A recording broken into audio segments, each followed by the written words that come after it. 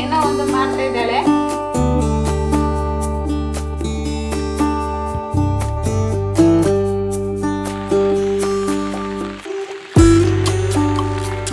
ಬೊಲ್ಲ ಬಂದಿದೆ ಬೊಲ್ಲ.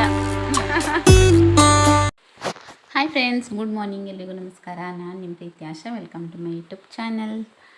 ಇವತ್ತು ಗುರುವಾರ ಬೆಳಿಗ್ಗೆ ಬೇಗ ಎದ್ದು ಕೆಲಸನ ಶುರು ಮಾಡ್ಕೊಂಡಿದ್ದೀನಿ, ಹಾಗೆ ಲಾಗ್ನ ಕೂಡ ಶುರು ಮಾಡ್ಕೊಂಡಿದ್ದೀನಿ ಅಂತಲೇ ಹೇಳ್ಬೋದು. ಇವತ್ತು ಬೆಳಿಗ್ಗೆ ಎದ್ದು ಕೂಡಲೇ ನಮ್ಮ ಹಸ್ಬೆಂಡ್ ನನಗಿಂತ ಮೊದಲೇ ಎದ್ದು ಒಂದು ಪಪಾಯನ, ಅಂದರೆ ನಿನ್ನೆ ನೈಟ್ ತಂದಿದ್ರು ಪಪಾಯನ, ನಾನು ನೋಡೋ ಥರನೇ ಎದುರುಗಡೆನೇ ಇಟ್ಟಿದ್ದಾರೆ ಅಂತ ಹೇಳ್ಬೋದು. ಅದನ್ನು ಅಂದರೆ ನನಗೆ ಎದ್ದು ಕೂಡಲೇ ಅದನ್ನು ನೋಡಿದರೆ ನಾನು ಆವಾಗಲೇ ಕಟ್ ಮಾಡ್ತೀನಿ, ಹಾಗಾಗಿ ನನಗೆ ಕಾಣಲಿ ಅಂತ ಅಂದ್ಬಿಟ್ಟು ನಾನು ಹೇಳೋದಕ್ಕಿಂತ ಮೊದಲೇ ಅವರು ಎದ್ದುಬಿಟ್ಟು ಪಪಾಯನ ಎದುರುಗಡೆನೇ, ಅಂದರೆ ಕಿಚನ್ ಕಟ್ಟೆನಲ್ಲೇ ತೆಗೆದಿಟ್ಟಿದ್ರು. ಸೊ ಹಾಗಾಗಿ ಎದ್ದು ಕೂಡಲೇ ಇವತ್ತು ನಾನು ಫಸ್ಟ್ ಕೆಲಸ ಅಂತ ಹೇಳಿದರೆ ನಂದು ಪಪಾಯ ಕಟ್ ಮಾಡೋದೆ. ಬೇಗ ಏನೂ ಹೇಳಲಿಲ್ಲ ನಾನು, ತುಂಬ ಬೇಗ ಏನೂ ಎದ್ದಿಲ್ಲ. ಅಂದರೆ ಮಕ್ಕಳಿಗೆ ರಜೆ ಅಲ್ವಾ, ಅಂದರೆ ಕಾಲೇಜ್ ಇತ್ತು, ಮಗನಿಗೆ ಕಾಲೇಜ್ ಇತ್ತು, ಸೊ ಮಗಳಿಗೆ ಮಾತ್ರ ರಜೆ ಇತ್ತು. ಹಾಗಾಗಿ ಆರಾಮಾಗಿ ಎದ್ದು ಕೆಲಸಗಳನ್ನು ಮಾಡ್ತಾಯಿದ್ದೀನಿ. ಇವತ್ತು ಬೆಳಿಗ್ಗೆ ಎದ್ದು ಕೂಡಲೇ ಈಗ ಪಪಾಯ ಹಣ್ಣನ್ನು ಕಟ್ ಮಾಡಿಬಿಟ್ಟು ಎಲ್ರಿಗೂ ಕೂಡ ತಿನ್ನೋದಕ್ಕೆ ಕೊಡ್ತಾಯಿದ್ದೀನಿ. ಪಪಾಯ ಹಣ್ಣು ತುಂಬ ಒಳ್ಳೆಯದು, ಬೆಳಿಗ್ಗೆ ಬರೀ ಹೊಟ್ಟೆಗೆ ತಿಂದರೆ ಹೊಟ್ಟೆಯಲ್ಲಿರುವಂಥ ಹುಳಗಳೆಲ್ಲ ಹೋಗುತ್ತೆ ಅಂತ ಹೇಳ್ತಾರೆ. ಸೊ ಹಾಗಾಗಿ ಜಾಸ್ತಿ ತರ್ತಾರೆ ಹಸ್ಬೆಂಡ್ ಪಪ್ಪಾಯ. ಬೆಳಿಗ್ಗೆ ಎದ್ದು ಕೂಡಲೇ ಕಟ್ ಮಾಡಿ ಕೊಡಬೇಕು, ಎಲ್ಲರೂ ಕೂಡ ತಿಂತಾರೆ. ಹಾಗೆ ಈ ಕಡೆ ನಾನಿವತ್ತು ರೊಟ್ಟಿ ಮಾಡ್ತಾಯಿದ್ದೀನಿ. ರೊಟ್ಟಿಗೆ ಇವತ್ತು ನಾನು ಕಾಂಬಿನೇಷನ್ ಆಗಿ ಬೆಂಡೆಕಾಯಿ ಗ್ರೇವಿ ಮಾಡಿದ್ದೆ. ಮಸಾಲೆ ಏನೂ ರುಬ್ಬಿಲ್ಲ, ಇದಕ್ಕೆ ನಾನು ಖಾರದ ಪುಡಿ, ಕೊತ್ತಂಬರಿ ಪುಡಿ, ಹಾಗೆ ಜೀರಿಗೆ ಪುಡಿ, ಸ್ವಲ್ಪ ಗರಂ ಮಸಾಲ ಹಾಕಿಬಿಟ್ಟು, ಕಡಲೆ ಪುಡಿ ಇದೆಯಲ್ವ ಅದನ್ನು ಸ್ವಲ್ಪ ನೀರಲ್ಲಿ ಮಿಕ್ಸ್ ಮಾಡಿಬಿಟ್ಟು ಹಾಕಿದ್ದೀನಿ. ತೆಂಗಿನಕಾಯಿ ಎಲ್ಲ ಏನೂ ಹಾಕಿಲ್ಲ, ಅದನ್ನೇ ಹಾಕಿಬಿಟ್ಟು ಈ ಥರ ಗ್ರೇವಿ ಥರ ಮಾಡ್ಕೊಂಡಿದ್ದೀನಿ. ಟೊಮೆಟೊ, ಈರುಳ್ಳಿ, ಬೆಂಡೆಕಾಯಿ ಇದನ್ನು ಮೊದಲು ಫ್ರೈ ಮಾಡ್ತೀನಿ. ಅಷ್ಟೇ, ತುಂಬಾ ಸಿಂಪಲ್ಲಾಗಿ ಮಾಡುವಂತಹ ಒಂದು ಗ್ರೇವಿ. ಬೆಳಿಗ್ಗೆ ಏನಾದರೂ ತಿಂಡಿ ಮಾಡಿದರೆ ಆ ತಿಂಡಿ ಜೊತೆಗೆ ಈ ಥರ ಗ್ರೇವಿ ತುಂಬಾ ಚೆನ್ನಾಗಿರುತ್ತೆ. ಬಟ್ ಇದು ಅನ್ನದ ಜೊತೆಗೆ ಅಷ್ಟೊಂದು ಚೆನ್ನಾಗಾಗಲ್ಲ. ಕೆಲವೊಬ್ಬರು ಇಷ್ಟಪಡ್ತಾರೆ, ನಮ್ಗೆ ಅಷ್ಟೊಂದು ಇಷ್ಟ ಆಗಲ್ಲ ಅಂತಲೇ ಹೇಳ್ಬೋದು. ಈ ಥರ ಗ್ರೇವಿ ನಾನು ಏನಿದ್ರೂ ತಿಂಡಿಗೆ ಮಾತ್ರನೇ ಮಾಡೋದು. ರೊಟ್ಟಿ, ಚಪಾತಿ ಈ ಥರ ಇದ್ದರೆ ಏನಾದರೂ ಮಾಡ್ತೀನಿ ಈ ಥರ ಗ್ರೇವಿ. ಬೆಂಡೆಕಾಯಿ ಮಾತ್ರ ಹಾಕಿಬಿಟ್ಟಲ್ಲ, ಬೇರೆ ತರಕಾರಿ ಕೂಡ ಹಾಕಿಬಿಟ್ಟು ಗ್ರೇವಿ ಮಾಡ್ತೀನಿ. ನಮ್ಮ ಕಡೆಯ ಒಂದು ತುಳುನಾಡಿನ ಓಡ್ಪಾಲೆ ಆಗ್ತಾ ಉಂಟು, ಓಡ್ ರೊಟ್ಟಿ ಆಗ್ತಾ ಉಂಟು. ನಮಗೆ ತುಂಬ ಇಷ್ಟ, ನನ್ನ ಹಸ್ಬೆಂಡ್ಗಂತೂ ತುಂಬಾ ಫೇವ್ರೇಟು. ಈ ಥರ ರೊಟ್ಟಿ ಮಾಡಿಕೊಟ್ರೆ ತುಂಬ ಇಷ್ಟಪಟ್ಟು ತಿಂತಾರೆ ಅವರು ಕೂಡ. ಹಾಗಾಗಿ ಮಾಡ್ತಾಯಿದ್ದೀನಿ, ನೋಡ್ತಾ ಇರ್ಬೋದು ನೀವು. ಎಷ್ಟು ಚೆನ್ನಾಗಿ ಬರ್ತಾಯಿದೆ ಗೊತ್ತಾ ಇದು. ಮೊದಲೆಲ್ಲ ನನಗೆ ಗ್ಯಾಸಲ್ಲಿ ಈ ಥರ ರೊಟ್ಟಿ ಮಾಡಿ ಅಭ್ಯಾಸನೇ ಇಲ್ಲ, ಬಟ್ ಇವಾಗ ತುಂಬ ಚೆನ್ನಾಗಿ ಮಾಡ್ತೀನಿ. ತುಂಬ ಚೆನ್ನಾಗಿ ಮಾಡೋದಕ್ಕೆ ಕೂಡ ಕಲ್ತಿದ್ದೀನಿ. ನಮ್ಮಮ್ಮ ಹೇಳ್ಕೊಟ್ರು ಈ ಥರ ಮಾಡು ಅಂತ ಅಂದ್ಬಿಟ್ಟು. ಸೊ ಹಾಗಾಗಿ ಇವಾಗ ನಾನು ಕೂಡ ಗ್ಯಾಸಲ್ಲಿ ಮಾಡ್ತೀನಿ. ಇಲ್ಲ ಅಂತ ಹೇಳಿದರೆ ಈ ಥರ ಕಾವಲಿ ಇದೆಯಲ್ವ, ಇದು ಮಣ್ಣಿನ ಕಾವಲಿ, ಇದನ್ನು ಗ್ಯಾಸಿಗೆ ಇಟ್ಬಿಟ್ಟು ಈ ಥರ ರೊಟ್ಟಿ ಮಾಡೋದು ಸ್ವಲ್ಪ ಕಷ್ಟನೇ. ಅಂದರೆ ಗೊತ್ತಿರಬೇಕಾಗತ್ತೆ ಅದರದ್ದು, ಕೆಲವೊಂದು ಐಡಿಯಾ ಎಲ್ಲ ಇದೆ ಈ ಥರ ಮಾಡಬೇಕು ಅಂತ ಅಂದ್ಬಿಟ್ಟು. ಅದು ಗೊತ್ತಿದ್ದರೆ ಮಾತ್ರ ಮಾಡೋದಕ್ಕೆ ಸಾಧ್ಯ, ಇಲ್ಲ ಅಂತ ಹೇಳಿದರೆ ಗ್ಯಾಸಲ್ಲಿ ಅಷ್ಟು ಈಸಿಯಾಗಿ ಮಾಡೋದಕ್ಕಾಗಲ್ಲ. ಹಾಗೆ ಬ್ರೇಕ್ಫಾಸ್ಟ್ ಎಲ್ಲ ಆಯಿತು. ಬೆಳಗಿನ ಬ್ರೇಕ್ಫಾಸ್ಟ್ ಕೆಲಸಗಳನ್ನೆಲ್ಲ ಮುಗಿಸಿ ಸ್ವಲ್ಪ ಬಟ್ಟೆ ಇತ್ತು, ಬಟ್ಟೆ ಎಲ್ಲ ಬೆಳಿಗ್ಗೆ ಇವತ್ತು ಬೇಗ ಎದ್ದು ಕೂಡಲೇ ಒಗೆಯೋದಕ್ಕೆ ಹೋಗಿದ್ದೆ ನಾನು. ನಿನ್ನೆ ಕೂಡ ನಾನು ಬಟ್ಟೆ ಒಗೆದಿಲ್ಲ, ಯಾಕೆಂತ ಹೇಳಿದರೆ ಸ್ವಲ್ಪನೂ ಮಳೆ ಬಿಡ್ತಾ ಇಲ್ಲ ಸ್ನೇಹಿತರೆ. ನಮ್ಮ ಕಡೆನೂ ಅಷ್ಟೇ ಸಿಕ್ಕಾಪಟ್ಟೆ ಮಳೆ ಬರ್ತಾಯಿದೆ. ಈ ವರ್ಷ ಅಂತೂ ಸಾಕಪ್ಪ ಸಾಕು ಅಂತ ಅನ್ನಿಸ್ತಾ ಉಂಟು, ಅಷ್ಟೊಂದು ಮಳೆ ಬಂತು. ಬಟ್ಟೆ ಅಂತೂ ಒಣಗೋದಿಲ್ಲ, ತುಂಬ ಒಂದು ಕಷ್ಟ ಅಂತ ಅನ್ನಿಸ್ತಾ ಉಂಟು. ನನಗೆ ಎಷ್ಟು ವರ್ಷ ಮಳೆಗಾಲದಲ್ಲಿ ಅಷ್ಟೊಂದು ಕಷ್ಟ ಅಂತ ಅನ್ನಿಸ್ತಾ ಇರಲಿಲ್ಲ, ಬಟ್ ಈ ವರ್ಷ ಏನೋ ಗೊತ್ತಿಲ್ಲ, ತುಂಬಾ ಕಷ್ಟ ಅಂತ ಅನ್ನಿಸ್ತಾ ಉಂಟು. ಅದು ತುಂಬ ಲಾಂಗ್ ಟೈಮ್ ಮಳೆ ಸ್ಟಾರ್ಟಾಗಿ ತುಂಬ ದಿನ ಆಯ್ತಲ್ವ, ಒಂದು ಎರಡೂವರೆ ತಿಂಗಳಾಯಿತು ಅಂತ ಅನಿಸುತ್ತೆ ಮೋಸ್ಟ್ಲಿ. ನನಗೆ ಒಂದು ದಿನ ಕೂಡ ಬಿಸಿಲು ಬಂದಿಲ್ಲ, ಒಂದು ದಿನ ಕೂಡ ನಾನು ಅಂಗಳಕ್ಕೆ ಬಟ್ಟೆನ ಹಾಕಿ ಅಷ್ಟೊಂದು ಒಣಗಿಸಿಲ್ಲ ಅಂತಲೇ ಹೇಳ್ಬೋದು. ಹಾಗಾಗಿ ಈ ವರ್ಷ ಏನೋ ಗೊತ್ತಿಲ್ಲ, ತುಂಬ ಕಷ್ಟ ಆಗುತ್ತೆ ನನಗೆ. ಬಟ್ಟೆನೇ ಒಣಗೋದಿಲ್ಲ, ದಿನದಿಂದ ದಿನಕ್ಕೆ ರಾಶಿ ಬಟ್ಟೆಗಳಿರುತ್ತೆ. ಬಟ್ಟೆ ಒಗೆದು ಹಾಕಿಡ್ತೀನಿ, ಬಟ್ ಒಣಗೋದೇ ಇಲ್ಲ ಅಂತ ಹೇಳ್ಬೋದು. ಎಷ್ಟೊಂದು ಕಷ್ಟ ಆಗುತ್ತೆ ಅಂತ ಹೇಳಿದರೆ, ಹಾಕೋದಕ್ಕೆ ಬಟ್ಟೆನೇ ಇಲ್ಲ ಅಂತಾಗಿದೆ, ಆ ಥರ ಆಗಿದೆ. ಈ ಸ್ನಾನ ಆದ ನಂತರ ಮೈ ಒರೆಸೋ ಟವಲ್ ಕೂಡ ಅಷ್ಟೇ, ಒಬ್ಬೊಬ್ಬರಿಗೆ 2-3 ಜೊತೆ ಎಲ್ಲ ತೆಗೆದು ಹೊರಗೆ ಹಾಕಿದ್ದೀನಿ. ಅದು ಕೂಡ ಅಷ್ಟೇ, ಒಣಗೋದು ತುಂಬಾ ಕಷ್ಟ ಅಂತ ಅನ್ನಿಸ್ತಾ ಉಂಟು. ಸೊ ಇವಾಗ ಮನೆಯೆಲ್ಲ ಗುಡಿಸಿ ಆಯಿತು, ಬಟ್ಟೆ ಹೇಗೂ ಒಗ್ದಾಗಿದೆ ಅಲ್ವಾ. ಮನೆಯೆಲ್ಲ ಗುಡಿಸಿ ಇವಾಗ ನೀಟಾಗಿ ಮನೆಯೆಲ್ಲ ಒರೆಸ್ತಾ ಇದ್ದೀನಿ. ನಂತರ ಸ್ನಾನ ಮಾಡಿಬಿಟ್ಟು ಇವತ್ತು ದೇವ್ರ ಪೂಜೆ ನಾನೇ ಮಾಡಬೇಕು ಅಂತ ಅಂದ್ಕೊಂಡು ಮಾಡ್ತಾಯಿದ್ದೀನಿ. ಹಸ್ಬೆಂಡ್ಗೆ ಮಾಡೋದಕ್ಕೆ ಆಗ್ತಾ ಇಲ್ಲ, ಬಟ್ ನಾನೇ ಮಾಡೋಣ ಅಂತ ಈ ಥರ ಹೊಸ್ತಿಲಿಗೆ ರಂಗೋಲಿ ಹಾಕಿಬಿಟ್ಟು ಆಮೇಲೆ ದೇವ್ರ ಮನೆನ ನೀಟಾಗಿ ಕ್ಲೀನ್ ಮಾಡ್ತಾಯಿದ್ದೀನಿ. ನನಗೆ ದೇವ್ರ ಮನೆನ ಕ್ಲೀನ್ ಮಾಡಿ ದೇವರಿಗೆ ದೀಪ ಎಲ್ಲ ಹಚ್ಚೋದಂತ ಹೇಳಿದರೆ ತುಂಬ ಇಷ್ಟ. ಬೆಳಿಗ್ಗೆ ಎದ್ದು ಮನೆ ಪೂರ್ತಿ ಕ್ಲೀನ್ ಮಾಡಿ, ಅಂದರೆ ಎಲ್ಲ ಕೆಲಸಗಳಾದ ನಂತರ ಸ್ನಾನ ಮಾಡಿ ಈ ಥರ ದೇವರಿಗೆ ದೀಪ ಹಚ್ಚೋದಂತ ಹೇಳಿದರೆ ಇಷ್ಟ ನನಗೆ. ಬಟ್ ನಮ್ಮ ಮನೆಯಲ್ಲಿ ಹೇಗೆ ಅಂತ ಹೇಳಿದರೆ, ಹಸ್ಬೆಂಡ್ ಎದ್ದು ಕೂಡಲೇ ಸ್ನಾನ ಮಾಡಿಬಿಟ್ಟು ದೇವರಿಗೆ ದೀಪ ಹಚ್ಚಿ ದೇವ್ರ ಮನೆ ಕೆಲಸನ ಮುಗಿಸಿಬಿಡ್ತಾರೆ. ಆಮೇಲೆ ನಾನು ಮನೆ ಕೆಲಸಗಳನ್ನೆಲ್ಲ ಮಾಡ್ತೀನಿ. ನಮ್ಮ ಮನೆಯಲ್ಲಿ ಇದೇ ಒಂದು ರುಟೀನ್ ಥರ ಆಗೋಗಿದೆ. ನನಗೆ ಮನೆಯೆಲ್ಲ ಕ್ಲೀನ್ ಮಾಡಿ ಆಮೇಲೆ ದೇವರಿಗೆ ಹೂವೆಲ್ಲ ಹಾಕಿಬಿಟ್ಟು ದೇವರಿಗೆ ದೀಪ ಹಚ್ಚೋದಂತೇಳಿ ಹೇಳಿದರೆ ಇಷ್ಟ. ಅಂದರೆ ಅದು ಒಳ್ಳೇದು ಕೂಡ ಆ ರೀತಿ ಮಾಡಿದರೆ. ಬಟ್ ನಾನೇ ಮಾಡಬೇಕಲ್ವ, ಅಂದರೆ ಒಂದೊಂದು ಸಲ ನನಗೆ ಮಾಡೋದಕ್ಕಾಗಲ್ಲ. ಮತ್ತು ಇನ್ನೊಂದು ಏನಂತ ಹೇಳಿದರೆ, ಹಸ್ಬೆಂಡ್ಗೆ ಈ ಥರ ದೇವರ ಪೂಜೆ ಮಾಡೋದು ಬೆಳಿಗ್ಗೆ ಎದ್ದು ಅಂತ ಹೇಳಿದರೆ ಅವರಿಗೆ ಏನೋ ಒಂದು ಪಾಸಿಟಿವ್ ವೈಬ್ಸ್ ಬಂದಾಗತ್ತೆ. ಹಾಗಾಗಿ ಸುಮ್ಮನೆ ಯಾಕೆ ನಾನು ಬೇಡ ಅನ್ನೋದು, ಅವ್ರಿಗೆ ಏನೋ ಒಂಥರ ಖುಷಿ. ತುಂಬ ಇಷ್ಟಪಟ್ಟು ಆ ಕೆಲಸನ ಮಾಡ್ತಾರೆ ಅವರು. 1 ಗಂಟೆ ಆಗುತ್ತೆ ಎಲ್ಲ ಕ್ಲೀನ್ ಮಾಡಿ, ದೇವ್ರ ಮನೆ ಕ್ಲೀನ್ ಮಾಡಿ ಎಲ್ಲ ಆಗಿ ಹೊರಗೆ ಬರಬೇಕಿದ್ರೆ 1 ಗಂಟೆ ಬೇಕಾಗತ್ತೆ ಅವರಿಗೆ. 6:30ಗೆ ಎದ್ದು ಸ್ಟಾರ್ಟ್ ಮಾಡಿದರೆ 7:15 ಆಗುತ್ತೆ ಎಲ್ಲ ಮಾಡಿ ಧ್ಯಾನ ಎಲ್ಲ ಮುಗಿಸಿ ಬರಬೇಕಿದ್ರೆ. ಸೊ ಹಾಗಾಗಿ ಅವ್ರು ಇಷ್ಟ ಅಲ್ವಾ, ಅವರೇ ಮಾಡಲಿ ಅಂತ ಅಂದ್ಬಿಟ್ಟು ಸುಮ್ಮನಿರ್ತೀನಿ ನಾನು. ಅದು ಮೊದಲಿಂದ ಅಭ್ಯಾಸ ಆಗೋಗಿದೆ. ಬೆಳಿಗ್ಗೆ ಎದ್ದುಬಿಟ್ಟು ಅವರೇ ದೇವರಿಗೆ ದೀಪ ಹಚ್ಚೋದು, ಉದ್ಬತ್ತಿ ಹಚ್ಚೋದೆಲ್ಲ ಅವರೇ ಮಾಡೋದ್ರಿಂದ ಅದೊಂದು ಅಭ್ಯಾಸನೇ ಆಗೋಗಿದೆ ಅಂತ ಹೇಳ್ಬೋದು. ಇವಾಗ ಅವರಿಗೆ ಅವರ ಅಂದರೆ ಕಸಿನ್ ಅಕ್ಕ ಎಕ್ಸ್ಪೈರ್ಡ್ ಆಗಿದ್ರಲ್ವ, ಹಿಂದಿನ ಲಾಗಲ್ಲಿ ನಾನು ಹೇಳಿದೆ. ಹಾಗಾಗಿ ಅವರಿಗೇನು ಮಾಡೋದಕ್ಕೆ ಆಗ್ತಾಯಿಲ್ಲ. ಹಾಗೆ ಇವತ್ತು ಮಗ ಮಾಡ್ತಾನೆ. ಮಗ ಬೆಳಿಗ್ಗೆ ಎದ್ದ ಕೂಡಲೇ ಸ್ನಾನ ಮಾಡಿ ದೇವರಿಗೆ ದೀಪ ಎಲ್ಲ ಹಚ್ತಾ ಇದ್ದ. ಈಗ 1-2 ದಿವಸದಿಂದ ನಾನೇ ಹಚ್ತೀನಿ, ನೀನು ಹೋಗು ಕಾಲೇಜ್ಗೆ ಅಂತ ಹೇಳ್ತಾ ಇದ್ದೀನಿ. ಎಲ್ಲ ಕೆಲಸ ಮುಗಿಸಿ ಆದ್ವಿ ಕೂಡ ಮನೇಲಿದ್ದಾಳಲ್ವ, ಬೇಗ ಬೇಗ ಕೆಲಸಗಳೆಲ್ಲ ಆಗತ್ತೆ. ಅವಳು ಕೂಡ ಸೇರ್ತಾಳೆ, ನನಗೆ ತುಂಬಾ ಹೆಲ್ಪ್ ಮಾಡ್ತಾಳೆ. ಸೊ ಹಾಗಾಗಿ ಇಬ್ಬರು ಸೇರಿಬಿಟ್ಟು ಬೇಗ ಕೆಲಸಗಳನ್ನೆಲ್ಲ ಮುಗಿಸಿ ಈ ಥರ ದೇವರಿಗೆ ದೀಪ ಹಚ್ಚಿದರೆ ಒಂದೇನೋ ನನ್ನಲ್ಲಿ ಕೂಡ ಒಂದು ಒಳ್ಳೆ ರೀತಿಯಾದಂತಹ ಒಂದು ವೈಬ್ಸ್ ಕ್ರಿಯೇಟ್ ಆಗುತ್ತೆ ಅಂತಲೇ ಹೇಳ್ಬೋದು. ಹಾಗಾಗಿ ಎಲ್ಲ ಕೆಲಸ ಆಯಿತು, ಆಲ್ಮೋಸ್ಟ್ ಎಲ್ಲ ಮುಗಿದಿದೆ. ಈಗ ಅಡುಗೆ ಕೆಲಸ ಒಂದು ಬಾಕಿ ಇತ್ತು. ಇವಾಗ ಹಸಿವಾಗುತ್ತೆ ಅಂತ ಹೇಳಿತ್ತು. ಅದು ಬೆಳಿಗ್ಗೆ ಪಪ್ಪಾಯ ಹಣ್ಣು ಕಟ್ ಮಾಡಿ ಕೊಟ್ಟಿದ್ದೆ, 2 ಪೀಸ್ ಉಳಿದಿತ್ತು ಅದರಲ್ಲಿ. ಸೊ ಹಾಗಾಗಿ ಅದನ್ನು ಇವಾಗ ಕಟ್ ಮಾಡಿ ಕೊಡ್ತಾಯಿದ್ದೀನಿ. ಈ ಥರ ಕಟ್ ಮಾಡಿ ಕೊಟ್ಟು ತುಂಬ ಇಷ್ಟ ಅವಳಿಗೆ. ಸ್ಪೂನ್ ಹಾಕಿ ಕೊಟ್ಟರೆ ತಿಂತಾ ಇರ್ತಾಳೆ.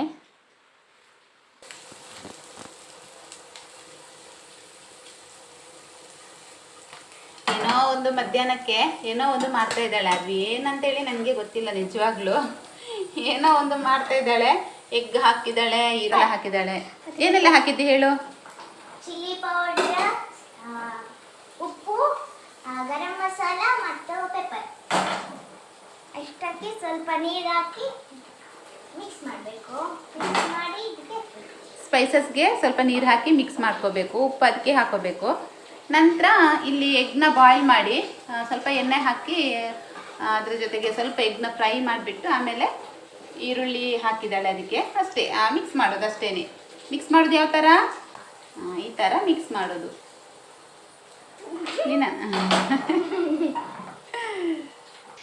ಹಾಗೆ ಇವತ್ತು ಮಧ್ಯಾಹ್ನಕ್ಕೆ ಅಡುಗೆ ಏನು ನಾನು ಮಾಡಿಲ್ಲ. ಬೆಳಿಗ್ಗೆ ರೊಟ್ಟಿ ಮಾಡಿದ್ದೆ ಅಲ್ವಾ, ರೊಟ್ಟಿ ಜೊತೆಗೆ ಬೆಂಡೆಕಾಯಿ ಗ್ರೇವಿ ಥರ ಮಾಡಿದ್ದೆ. ಸೊ ಬೆಂಡೆಕಾಯಿ ಗ್ರೇವಿ ಸ್ವಲ್ಪ ಇದೆ, ಹಾಗಾಗಿ ಅದು ಅನ್ನಕ್ಕೆ ಅಷ್ಟೊಂದು ಸೂಟ್ ಆಗಲ್ಲ. ಆ ಥರ ಗ್ರೇವಿ ಯಾವಾಗಲೂ ಅನ್ನಕ್ಕೆ ಅಷ್ಟೊಂದು ಅದು ಮ್ಯಾಚ್ ಆಗಲ್ಲ. ಸೊ ಅದಕ್ಕೋಸ್ಕರ ಅಂತ ಅಂದ್ಬಿಟ್ಟು ಚಪಾತಿ ಮಾಡೋಣ ಅಂತೇಳಿ ಚಪಾತಿ ಮಾಡ್ತಾ ಇದ್ದೀನಿ. ಸ್ವಲ್ಪ ಹಿಟ್ಟು ಕಲಿಸಿದ್ದೀನಿ ನೋಡಿ, ಸಣ್ಣ ಉಂಡೆ. ಸ್ವಲ್ಪ ಹಿಟ್ಟು ಕಲಿಸ್ತಾ ಇದ್ದೀನಿ. ಸೊ ಇವಾಗ ಚಪಾತಿ ಮಾಡಬೇಕು. ಎಗ್ಗಿದ್ದು ಏನೋ ಅದು ಮಾಡಿದಾಳೆ, ರೆಡಿ ಮಾಡಿ ಇಟ್ಕೊಂಡಿದ್ದಾಳೆ. ಬೆಂಡೆಕಾಯಿ ಗ್ರೇವಿ ಜೊತೆಗೆ ಚಪಾತಿ ತಿಂದರೆ ಮಧ್ಯಾಹ್ನದ ಊಟ ಇವತ್ತು ಇಷ್ಟೇನೆ, ಸಿಂಪಲ್ ಆಗಿ. ಇನ್ನು ನೈಟಿಗೆ ಏನಾದರೂ ಅಡುಗೆ ಮಾಡಬೇಕು ಅಂತ ಅಂದ್ಕೊಂಡಿದ್ದೀನಿ. ಚಿಕನ್ ತರೋದಕ್ಕೆ ಹೇಳಿದ್ದೀನಿ ಹಸ್ಬೆಂಡ್ಗೆ. ಚಿಕನ್ ತಂದರೆ ಚಿಕನಲ್ಲಿ ಏನಾದರೂ ಮಾಡಬೇಕು ಅಂತೇಳಿ. ಮಧ್ಯಾಹ್ನದ ಊಟ ರೆಡಿ. ಬಿಸಿ ಆದಂತಹ ಚಪಾತಿ. ಹಾಗೆ ಇದು ಆದ್ವಿ ಮಾಡಿದಂತಹ ರೆಸಿಪಿ ಇದು ಬೆಂಡೆಕಾಯಿ ಗ್ರೇವಿ ಬೆಳಿಗ್ಗೆ ಮಾಡಿದ್ದು. ಇವತ್ತು ಮಧ್ಯಾಹ್ನ ಸಿಂಪಲ್ ಊಟ.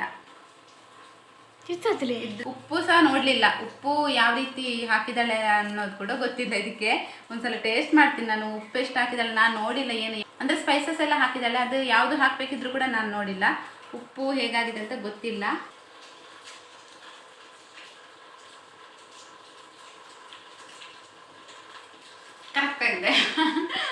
ಕರೆಕ್ಟಾಗಿ ಹಾಕಿದಾಳೆ. ಸ್ವಲ್ಪ ಕೂಡ ಉಪ್ಪು ಜಾಸ್ತಿನೂ ಆಗಿಲ್ಲ, ಕಡಿಮೆನೂ ಆಗಿಲ್ಲ, ಪರ್ಫೆಕ್ಟ್ ಆಗಿದೆ. ನನ್ನ ಮಗಳು ಅಡುಗೆ ಕಲಿತಾ ಇದ್ದಾಳೆ. ತೊಂದರೆ ಇಲ್ಲ, ಪರ್ಫೆಕ್ಟ್ ಆಗಿ ಮಾಡಿದ್ದಾಳೆ. ಅವಳ ಒಂದು ಏಜಿಗೆ ಸಾಕಿಷ್ಟು ಮಾಡಿದ್ದವಳು. ಓಕೆ, ಇವಾಗ ಊಟ ಎಲ್ಲ ಮಾಡಿ ಆಮೇಲೆ ವಾಪಸ್ ನಾನು ಲಾಗ್ನ ಕಂಟಿನ್ಯೂ ಮಾಡ್ತೀನಿ. ಹಾಗೆ ಇವಾಗ ನೈಟ್ ವಾಪಸ್ ನಾನು ಲಾಗ್ನ ಕಂಟಿನ್ಯೂ ಮಾಡ್ತಾ ಇದ್ದೀನಿ. ಸಂಜೆನೂ ಅಷ್ಟೊಂದು ಕೆಲಸಗಳು ಇರಲಿಲ್ಲ, ಬೆಳಿಗ್ಗೆನೇ ಆಗಿತ್ತಲ್ವ. ಇವಾಗ ಅಡುಗೆ ಕೆಲಸ ಮಾಡೋದಕ್ಕೆ ಅಂತ ಅಂದ್ಬಿಟ್ಟು ಬಂದಿದ್ದೀನಿ. ಚಿಕನ್ ತಂದಿದ್ದರು, ಹಸ್ಬೆಂಡ್ ಸ್ವಲ್ಪ ಬೇಗ ಬಂದರು ಇವತ್ತು, ಹಾಗಾಗಿ ಚಿಕನ್ ಕೂಡ ತಂದರು. ಅನ್ನ ಆಲ್ರೆಡಿ ಆಗಿದೆ, ಬೆಳಿಗ್ಗೆ ಅಂದರೆ ಸಂಜೆ ಮಾಡಿದೆ. ನಾನು 6 ಗಂಟೆ ಹೊತ್ತಿಗೆ ಅನ್ನ ಕುಕ್ಕರಲ್ಲಿ ಇಟ್ಟಿದ್ದೆ, ಅದು ಬೆಂದಿದೆ. ಹಾಗೆ ಅದನ್ನು ಕೂಡ ಸೋಸ್ಕೊಂಡು ರೆಡಿ ಮಾಡಿ ಇಟ್ಕೊಂಡಿದ್ದೀನಿ.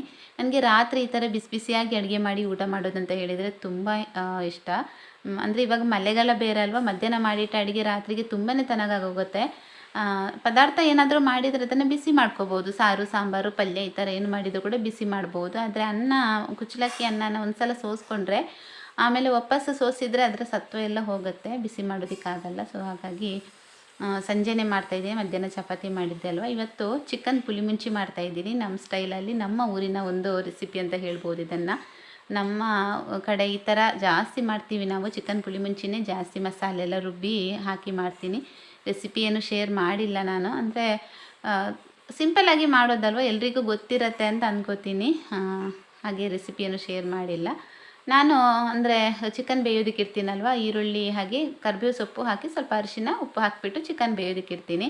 ನಂತರ ಮಸಾಲೆಗೆ ಏನಂತ ಹೇಳಿದರೆ ಸ್ವಲ್ಪ ಬ್ಯಾಡಗಿ ಮೆಣಸು, ಕೊತ್ತಂಬರಿ, ಜೀರಿಗೆ, ಸಾಸಿವೆ, ಮೆಂತ್ಯ ಹಾಕಿಬಿಟ್ಟು ಹುರ್ಕೋತೀನಿ ಮೊದಲು. ಆಮೇಲೆ ಒಂದು 4ರಿಂದ 5 ಎಸ್ಲು ಬೆಳ್ಳುಳ್ಳಿ, 1 kg ಚಿಕನ್ಗೆ ಸ್ವಲ್ಪ ಹುಣಸೆಹಣ್ಣು, ಸ್ವಲ್ಪ ಶುಂಠಿ, ಹಾಗೆ ಒಂದು ಸ್ವಲ್ಪ ಚಿಕ್ಕ ತುಂಡು ಈರುಳ್ಳಿ ಹಾಕಿಬಿಟ್ಟು ಮಸಾಲೆ ರುಬ್ತೀನಿ. ಮಸಾಲೆ ಮಾತ್ರ ತರ್ತರಿಯಾಗಿ ರುಬ್ಬೋದು. ನಾನು ಯಾವಾಗಲೂ ಅಷ್ಟೇ ಈ ಥರ ಪುಳಿ ಮುಂಚಿ ಮಾಡಬೇಕು ಅಂತಂದರೆ ತುಂಬ ತರ್ತರಿಯಾಗಿ ಮಸಾಲೆನ ರುಬ್ತೀನಿ. ಜಾಸ್ತಿ ನುಣ್ಣಗೆ ರುಬ್ಬಿದ್ರೆ ನನಗೆ ಒಂಚೂರು ಇಷ್ಟ ಆಗಲ್ಲ. ತರ್ತರಿಯಾಗಿ ರುಬ್ಬಿಟ್ಟು ಸ್ವಲ್ಪ ಗಟ್ಟಿ ಗ್ರೇವಿ ಥರ ಮಾಡಿಕೊಂಡ್ರೆ ತುಂಬ ಚೆನ್ನಾಗಿ ಬರುತ್ತೆ ಈ ಚಿಕನ್ ಪುಳಿ ಮುಂಚಿ ಕೂಡ. ಒಂದು 3-4 ವಿಧದಲ್ಲಿ ಮಾಡ್ತೀನಿ ನಾನು, ಬೇರೆ ಬೇರೆ ಥರ ಮಾಡ್ತೀನಿ. ಅದು ಯಾವ ಥರ ಮಾಡಿದ್ರೂ ಅಷ್ಟೇ ತುಂಬ ಚೆನ್ನಾಗಿ ಬರುತ್ತೆ. ನಮ್ಮ ಮನೆಯಲ್ಲಿ ಎಲ್ಲರೂ ಕೂಡ ತುಂಬಾ ಇಷ್ಟಪಡ್ತಾರೆ. ಸೊ ಇದನ್ನು ಇವಾಗೆಲ್ಲ ರೆಡಿ ಮಾಡಿಬಿಟ್ಟು ಮಸಾಲೆ ಎಲ್ಲ ಹಾಕಿ ಒಂದು 10 ನಿಮಿಷ ಕುದಿಸ್ಕೋಬೇಕು. ನಂತರ ಕೊತ್ತಂಬರಿ ಸೊಪ್ಪು ಸ್ವಲ್ಪ ಹಾಕಿದರೆ ಆಯಿತು, ಒಂದು ಅರ್ಧ ಗಂಟೆಯಲ್ಲಿ ಆಗೋಗುತ್ತೆ. ನನ್ನ ಮಗಳು ಬಂದು ಇಷ್ಟು ಬೇಗ ಆಯಿತಾ ಅಮ್ಮ ಚಿಕನ್ ಸಾರು ಅಂತ ಹೇಳ್ತಾ ಇದ್ಲು. ಸೊ ಬೇಗನೆ ಆಗುತ್ತೆ, ಏನೂ ತೊಂದರೆ ಇಲ್ಲ. ಲಾಸ್ಟ್ ವೀಡಿಯೋದಲ್ಲಿ ನಾನು ಒಂದು ಸೈಡ್ ಅಂದರೆ ನಮ್ಮ ಮನೆ ಹಿಂಭಾಗದ ಗುಡ್ಡ ಈ ಥರ ಕುಸ್ತಿದೆ ಅಂತ ಅಂದ್ಬಿಟ್ಟು ವೀಡಿಯೋ ಮಾಡಿದ್ದೆ, ನಿಮಗೆ ತೋರಿಸಿದ್ದೆ ಕೂಡ ವೀಡಿಯೋ ಮಾಡಿಬಿಟ್ಟು ಅದನ್ನು. ಸೊ ಇವತ್ತು ಈ ಕಡೆ ಇನ್ನೊಂದು ಸೈಡಿಂದ, ಮನೆ ಲೆಫ್ಟ್ ಸೈಡಿಂದ ಈ ಥರ ಗುಡ್ಡ ವಾಪಸ್ ಕುಸ್ತಿದೆ ಅಂತಲೇ ಹೇಳ್ಬೋದು.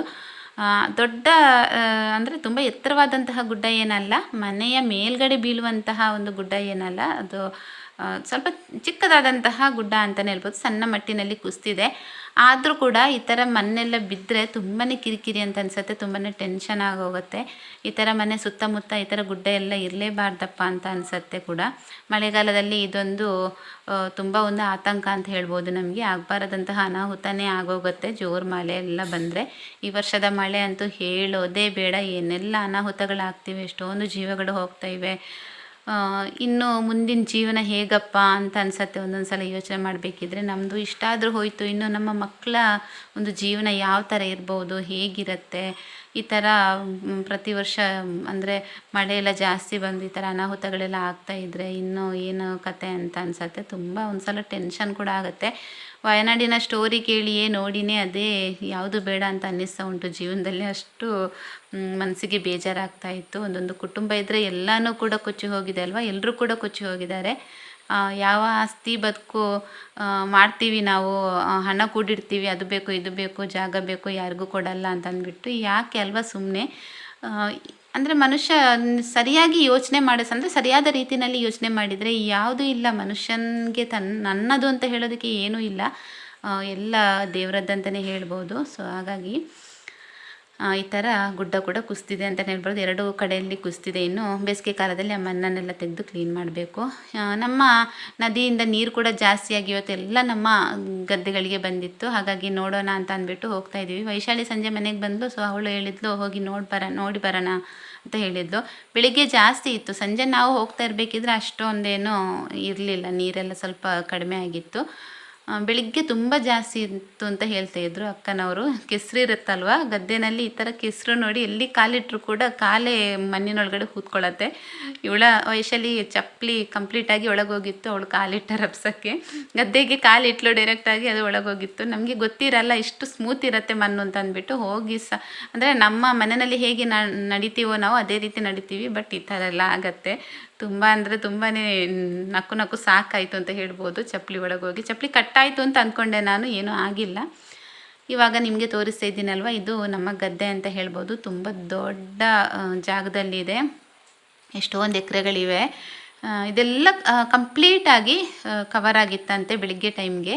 ಅಂದರೆ ಈ ಥರ ಕೆಂಪು ನೀರು ಇರುತ್ತಲ್ವ, ಕೆಸರು ನೀರು, ಅದು ಫುಲ್ಲು ಅಂದರೆ ಮಧ್ಯ ಮಧ್ಯದಲ್ಲಿ ಈ ಹಸಿರು ಕಲರ್ ಕಾಣಿಸ್ತಾ ಇದೆಯಲ್ವ, ತೆಂಗಿನ ಮರ ಎಲ್ಲ ಇದೆಯಲ್ವ, ಆ ಮಧ್ಯದಲ್ಲಿ ಹಸಿರು ಕಲರ್ ಕಾಣಿಸ್ತಾ ಇರ್ಬೋದು ನಿಮಗೆ. ಅದು ಕಂಪ್ಲೀಟಾಗಿ ಕವರ್ ಆಗಿತ್ತು. ಸ್ವಲ್ಪ ಕೂಡ ಏನು ಕೂಡ ಕಾಣಿಸ್ತಾ ಇರಲಿಲ್ಲ, ಬರೀ ಕೆಸರು ನೀರು ಮಾತ್ರ ಕಾಣಿಸ್ತಾ ಇತ್ತು ಅಂತ ಹೇಳ್ತಾ ಇದ್ರು ಅಕ್ಕನವರೆಲ್ಲ.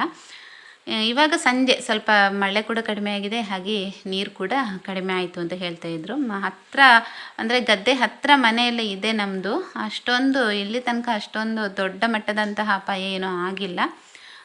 ಲಾಸ್ಟ್ ಇಯರ್ ಅಂದರೆ ಒಂದು 2020 ಕಾಣಬೇಕು, ಒಂದು ಸ್ವಲ್ಪ ಮಳೆ ಎಲ್ಲ ಜಾಸ್ತಿ ಬಂದು ನೀರೆಲ್ಲ ಕೆಲವೊಂದು 1-2-3 ಮನೆಗಳಿಗೆ ನೀರೆಲ್ಲ ಬಂದಿತ್ತು. ಬಿಟ್ಟರೆ ಅಷ್ಟೇನು ದೊಡ್ಡ ಮಟ್ಟದ ತೊಂದರೆ ಏನಾಗಿಲ್ಲ ಅಂತ ಹೇಳ್ಬೋದು. ಸೊ ಖುಷಿಯಾಗತ್ತೆ ಈ ಥರ ಹೊರಗಡೆ ಬರಬೇಕಿದ್ರೆ ಸಂಜೆ ಟೈಮಿಗೆ. ಬಟ್ ಕೆಸರಲ್ಲೆಲ್ಲ ನಡೆದಾಡೋದಂತ ಹೇಳಿದರೆ ಕಿರಿಕಿರಿ ಅಂತ ಕೂಡ ಅನಿಸತ್ತೆ. ಹಾಗೆ ಮಕ್ಕಳನ್ನೆಲ್ಲ ಮನೇಲಿ ಬಿಟ್ಟು ಒಳಗಡೆ ಹಾಕಿ ಬಾಗ್ಲಾಕ್ಬಿಟ್ಟು ಬಂದಿದ್ದೀವಿ. ನನ್ನ ಮಗ ಇದ್ದಾನೆ, ಅವರನ್ನೆಲ್ಲ ಅವಳ ಮಗ ಶಿಯೆ ಇದ್ದಾಳಲ್ಲೋ, ಅವಳಿಗೆ ಕೂಡ ಗೊತ್ತಿಲ್ಲ, ಅವಳಿಗೆಲ್ಲ ಕಣ್ ತಪ್ಪಿಸಿ ನಾವು ಇವಾಗ ನೀರು ನೋಡೋದಕ್ಕೆ ಅಂತ ಬಂದಿದ್ದು. ಒಂದು ಸೈಡಿಂದ ಈ ತೋಡು ಅಂತ ಹೇಳ್ತೀವಲ್ವ, ಅದರಿಂದ ನೀರು ತುಂಬಾ ಈ ಕಡೆ ಬರ್ತಾಯಿತ್ತು. ಅದನ್ನು ನೋಡ್ತಾ ಇರಬೇಕಿದ್ರೆ ಭಯ ಕೂಡ ಆಯಿತು. ನನಗೆ ಒಂದು ಸಲ ಯೋಚನೆ ಬಂತು, ಹೇಗೆ ಗೊತ್ತುಂಟ, ಈ ರೀತಿ ನಾವು ಮಾತಾಡಿಕೊಂಡು ನಿಂತಿರ್ತೀವಿ, ಸಡನ್ನಾಗಿ ಒಂದೇ ಸಲ ನೀರು ಬಂದರೆ ಹೇಗಪ್ಪ ಅಂತ ಆ ಥರ ಎಲ್ಲ ಅನಿಸತ್ತೆ. ಈಗ ಕಡಿಮೆ ಆಯಿತು, ತುಂಬಾ ಕಡಿಮೆ ಇದೆ ನೀರು. ನಿಮಗೆ ತೋರಿಸ್ತೀನಿ ನೋಡಿ, ನಾನು ಝೂಮ್ ಮಾಡಿ ತೋರಿಸ್ತೀನಿ ಇವಾಗ ಯಾವ ಥರ ನೀರು ಬರ್ತಾ ಇದೆ ಅಂತ ಅಂದ್ಬಿಟ್ಟು. ನೋಡಿ, ಇದು ನಮ್ಮ ನದಿಯಿಂದ ಅಲ್ಲ, ಸೈಡಲ್ಲಿ ನಮ್ಮ ಮನೆ ಪಕ್ಕದಲ್ಲಿ ಒಂದು ತೋಡು ಅಂತ ಹೇಳ್ತೀವಲ್ವ, ಏನೋ ಕಣಿವೆ ಅಂತ ಏನೋ ಹೇಳ್ತಾರೆ ಅದಕ್ಕೆ ಕನ್ನಡದಲ್ಲಿ, ಅದರಿಂದ ಬರೋದು ನೀರು. ಕರೆಕ್ಟ್ ಅಂದರೆ ಡೈರೆಕ್ಟಾಗಿ ನಮ್ಮ ಗದ್ದೆಗಳಿಗೇ ನೀರು ಜಾಸ್ತಿಯಾಗಿ ಈ ಕಡೆ ಬರ್ತಾ ಇದೆ. ಆ ಥರ ಬಂದಾಗ ಫುಲ್ಲು ಇಲ್ಲಿ ಕವರ್ ಆಗುತ್ತೆ, ಗದ್ದೆ ಎಲ್ಲ ಏನೂ ಕಾಣಿಸಲ್ಲ, ಅಷ್ಟು ಕವರ್ ಆಗುತ್ತೆ ಅಂತ ಹೇಳ್ಬೋದು ಗದ್ದೆಗಳೆಲ್ಲ. ಅವತ್ತು ಕೂಡ ಅಷ್ಟೇ, ಅಂದರೆ 2020 ಕೂಡ ಅಷ್ಟೇ, ತುಂಬ ಅಂದರೆ ತುಂಬ ನೀರು ಬಂದಿತ್ತು. ತುಂಬ ಭಯ ಕೂಡ ಆಗ್ತಾಯಿತ್ತು ಆ ಟೈಮಲ್ಲಿ ಕೂಡ ಅಷ್ಟೇ. ನಮ್ಮ ಮನೆಗೇ ನೀರು ಬರುತ್ತೆ ಏನೋ ಅಂತ ಅನ್ನಿಸ್ತಿತ್ತು, ಅಷ್ಟು ಭಯ ಆಗ್ತಾಯಿತ್ತು. ಈ ದಿಡುಪೆ ಸೈಡಲ್ಲೆಲ್ಲ ತುಂಬ ತೊಂದರೆ ಆಗಿದೆ, ತುಂಬ ಅನಾಹುತ ಆಗಿದೆ. ಬಟ್ ನಮಗೇನು ಅಷ್ಟೊಂದು ಕಷ್ಟ ಅಂತ ಅನಿಸಿಲ್ಲ. ಒಂದು 3-4 ಮನೆಗಳಿಗೆಲ್ಲ ನೀರು ಹೋಗಿದೆ, ಅವರಿಗೆ ತುಂಬ ಕಷ್ಟ ಆಗಿದೆ ಪಾಪ, ತುಂಬ ಅನುಭವಿಸಿದ್ರು. ಕೆಸರು ನೀರೆಲ್ಲ ಮನೆಗಳಿಗೆ ಹೋಗಿ, ಮನೆ ಒಳಗಡೆ ಹೋಗಿ ತುಂಬ ಕಷ್ಟಪಟ್ಟಿದ್ರು ಅದನ್ನೆಲ್ಲ ಕ್ಲೀನ್ ಮಾಡೋದಕ್ಕೆ ಅಂತ ಹೇಳ್ಬೋದು. ಹಾಗೆ ಅದು ಬಿಟ್ಟರೆ ನಮ್ಮ ಕಡೆ ಅಂತೂ ಬರಲಿಲ್ಲ, ನಾವು ಸ್ವಲ್ಪ ಎತ್ತರದಲ್ಲಿರೋದ್ರಿಂದ ಅಷ್ಟು ದೊಡ್ಡ ಅನಾಹುತ ಏನೂ ಆಗಲ್ಲ. ಸೊ ಇಷ್ಟೇ ಸ್ನೇಹಿತರೆ ಇವತ್ತಿನ ವಿಡಿಯೋನ ಇಲ್ಲಿಗೆ ಏನು ಮಾಡ್ತಾಯಿದ್ದೀನಿ. ವಿಡಿಯೋಗಳು ಇಷ್ಟ ಆಗ್ತಾಯಿದ್ರೆ ಲೈಕ್, ಶೇರ್, ಕಮೆಂಟ್ ಮಾಡಿ. ಸಿಗೋಣ ನೆಕ್ಸ್ಟ್ ವ್ಲಾಗಲ್ಲಿ. ಅಷ್ಟೋ ತನಕ ಆರೋಗ್ಯವಾಗಿರಿ. ಬಾಯ್.